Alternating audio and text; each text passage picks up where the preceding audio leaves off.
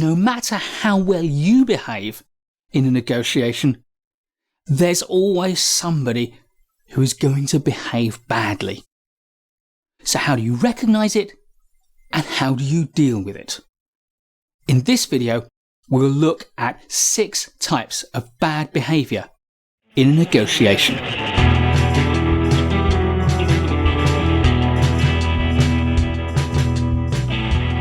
The first thing you need to do is recognize the signs of bad behavior.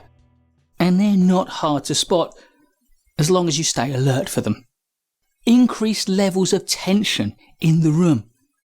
Other people not paying attention, not listening to what you're saying. And defensive responses to your assertions. All of these are the first signs that something's going wrong. As it escalates, you'll see some more signs of withdrawal, perhaps even sulky behavior.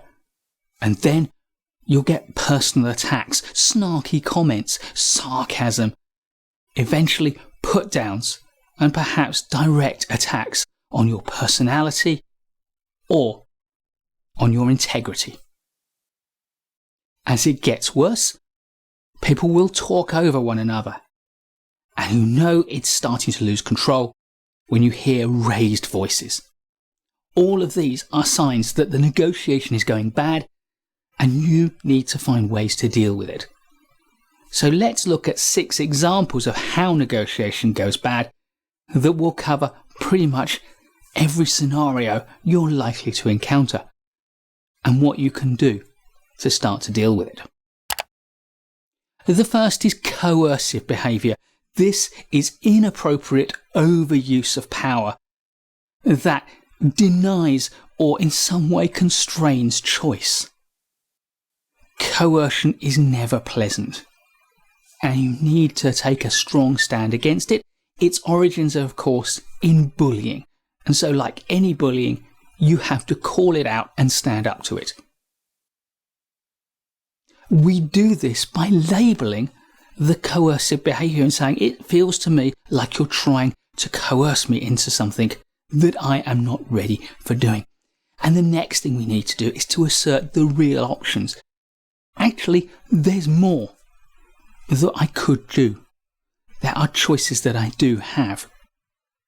And if you are not permitted to take those choices, then you need to withdraw from the negotiation. At least ask for a timeout or an adjournment, possibly even step away from the negotiation in a controlled manner. If it's really bad, you may consider it appropriate to put an end to the discussion for once and for all. Next is aggressive behaviour that may or may not be seeking to coerce you. It may just be some form of intimidation. It may be inappropriate release of emotions. Aggressive behaviour comes across as anger and hostility, and it can lead to conflict. So the important thing to do is to try to diffuse the aggression as soon as possible before it becomes conflict. Firstly, it is important to let other people express their emotions. If you say, look, there's no point in getting angry, then it's more likely to fuel the anger than it is to subdue it. So allow people to express their emotions, but then start to label them. It sounds to me like you're very angry. Having labelled the emotions, invite people to explain what it is that's making them angry. As we move from sharing our emotions to being allowed to explain them, we're moving the focus mentally from the back parts of our brain which deal with emotions to the front parts of our brain which deal with logic and reason, and that therefore diffuses some of the emotional content. As you listen to the other person's position, their point of view, put labels on their concerns, their opinions and their priorities so they know you've understood them. And if, while they're speaking, you're finding the emotions too hot to handle, then mentally dissociate yourself from those emotions and focus on analysing the points of view, the priorities, the concerns, the issues that lie beneath them. Once you've understood their concerns, their priorities, their issues, then discuss them openly.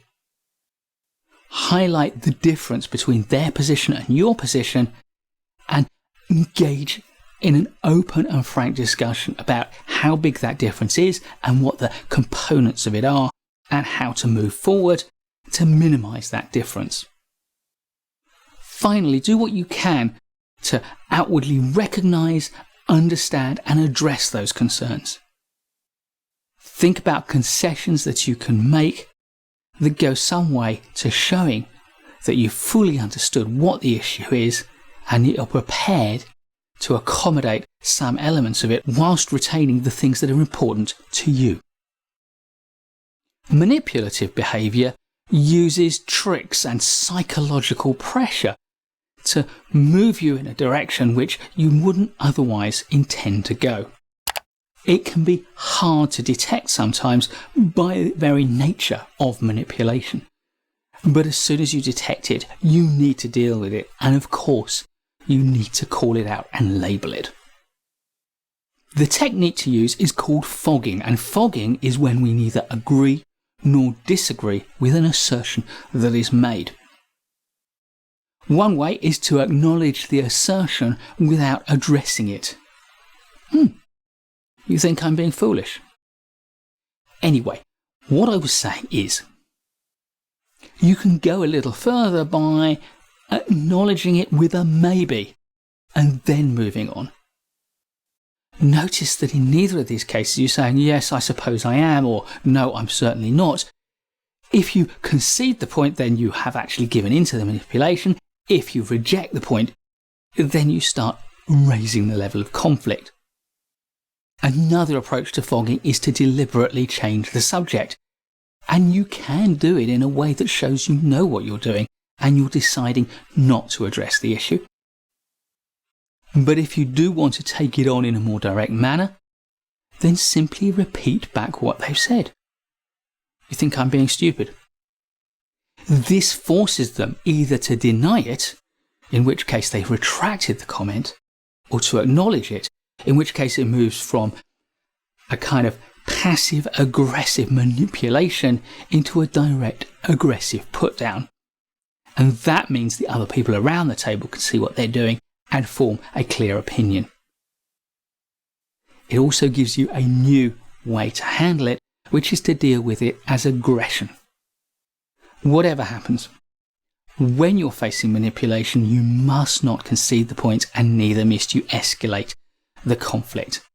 And the best way to do that is to throw a veil of fog between you and your manipulator. The next form of bad behaviour is ad hominem attacks. That is, verbal put-downs and disparaging remarks made to attack you. And they're not attacking your ideas, they're not attacking the quality of your thinking, they're attacking you, who you are, your personality, your integrity. Even worse, they can be highly prejudicial. Ad hominem attacks are the lowest form of underhand and inappropriate and disrespectful negotiating behaviour. Used in debates, used in negotiation, used in conflict, they are just plain nasty. Up with them you must not put. You have the option to just ignore them, but often if you ignore them they won't go away. So my preference, once again, is to recognise that ad hominem attacks are a form of bullying. And what do we do with bullies? We call them out and we stand up to them. I don't like that kind of behaviour. It feels disrespectful to me. Please stop. If you avoid getting angry, if you avoid giving like-for-like attack, you stand your ground, then you're showing that you're more confident than they are, and you're inviting anyone else in the room to make a choice. And clearly supporting the ad hominem attack is the choice that lacks integrity, so you're kind of driving people to your side. If saying no to this kind of attack doesn't work and it carries on, then I think the only sensible thing you can do is to ask for an adjournment. And if that doesn't work and you come back to the negotiation and it continues, then you know what? I wouldn't want to negotiate or form a deal with someone who doesn't respect me. So I'd be prepared to walk away from the negotiation and accept that a deal is not going to happen. If you're representing an organisation and that isn't an option for you, then find someone else in the organisation who can step in, and ideally this needs to be someone several steps senior.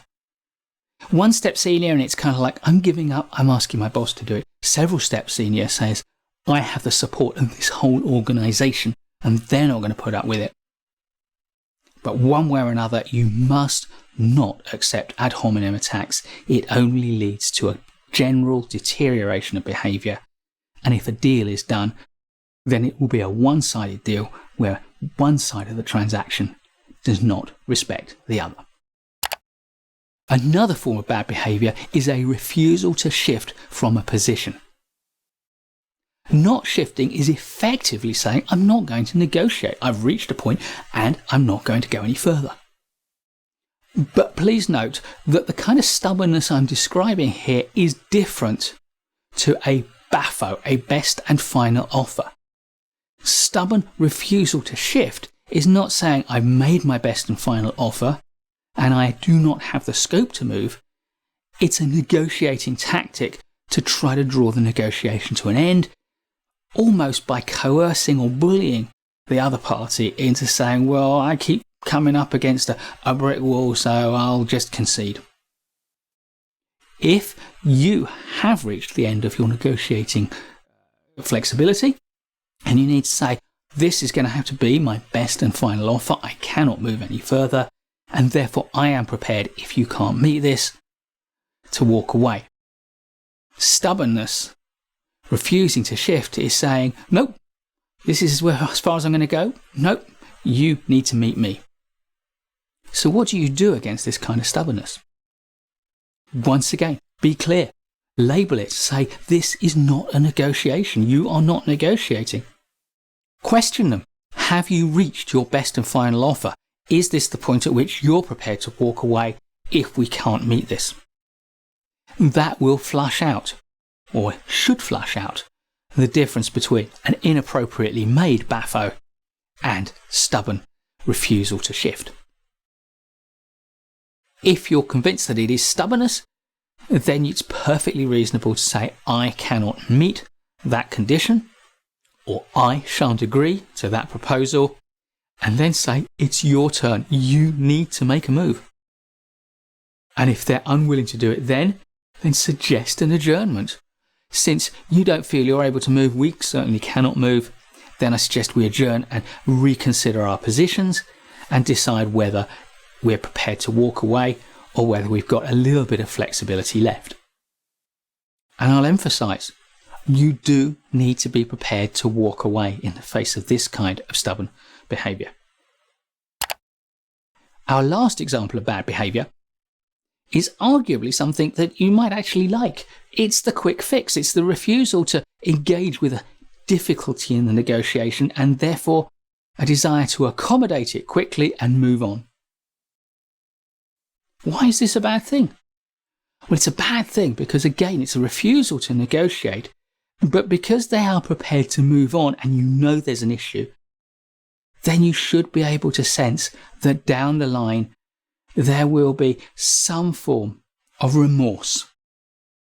They will regret the decision they've made. They will regret being lazy and not arguing through and debating the issues and reaching a better conclusion.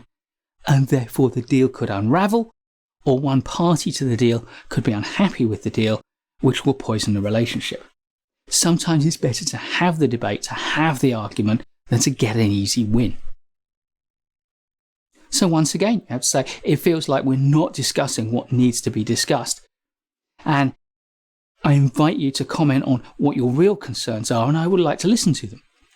If they're not prepared to do that and you still think it's the right thing to do to address the issue, once again, call for an adjournment. It feels to me like there is something that we're not discussing. So I'd like to suggest an adjournment so we each consider what those issues might be and how best to address them when we're back in the room. A final useful tactic is if people feel unable to address the issues in person, to ask that each party writes down the concerns they have about where we are in the negotiation and what they think they need to clarify or to understand or to discuss or to reach a better conclusion upon. Putting together those written accounts takes some of the emotion, some of the tension and some of the angst out of the process. So, we've looked at 6 different kinds of bad behaviour in a negotiation. I'm not going to rule out that there are others, but I suggest to you that pretty much any form of bad behaviour you do encounter will be a combination of one or more of these types of bad behaviour, and therefore the strategies I've suggested to you will allow you to deal with that bad behaviour in a positive and a respectful manner, and hopefully you'll be able to get your negotiation back on track. Please give us a thumbs up if you like this video. There's loads more great management courses content to come, so please subscribe to our channel and hit the bell so you don't miss any of it. I'll look forward to seeing you in the next video, and in the meantime, keep learning.